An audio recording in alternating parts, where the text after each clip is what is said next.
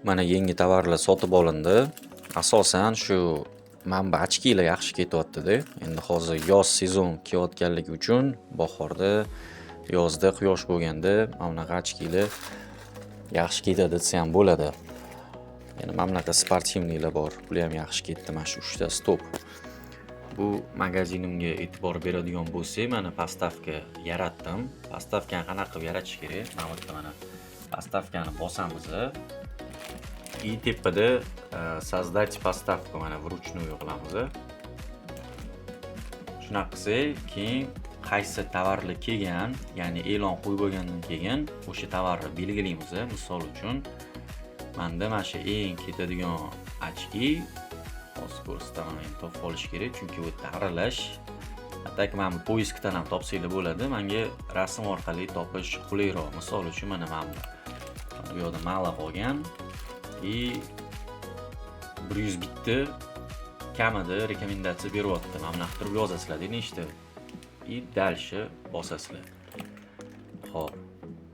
Undan keyin sizlarda mana bunaqa pastavka yaratiladi. Men hali vaqtini tanlamadim, chunki o'zingizlar ko'rasizlar, bugun 16-chi, lekin mana hozir 20-chiga sal ochilibdi.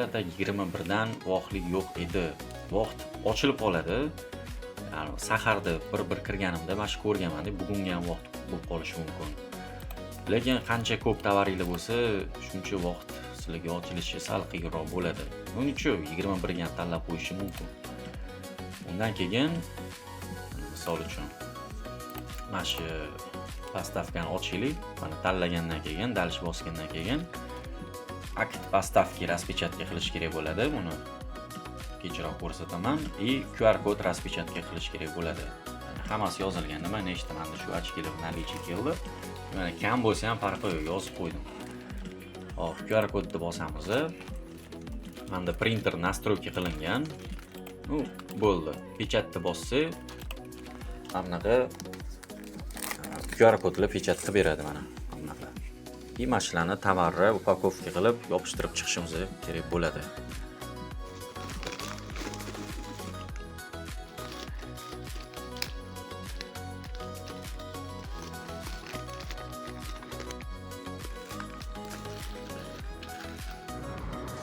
Mana uzun market skladiga keldim. Bugungi pastavkalar unaqa ko'p emas. Xo'p, mana buni bittasi ichida qoladi, bittasi ustiga yopishtiriladi. Mana buni skaner qilib tovar qabul qilingan haqida o'sha belgi beriladi. Undan keyin sotuvga chiqadi. Srazu ham chiqmaydi. 1-2 kundan keyin balki hozir yana cho'ziladi. Hozir buni ustini skotchlab, mana buni yopishtirib qo'yaman. И всё, topshirib yuboraman bittasiga.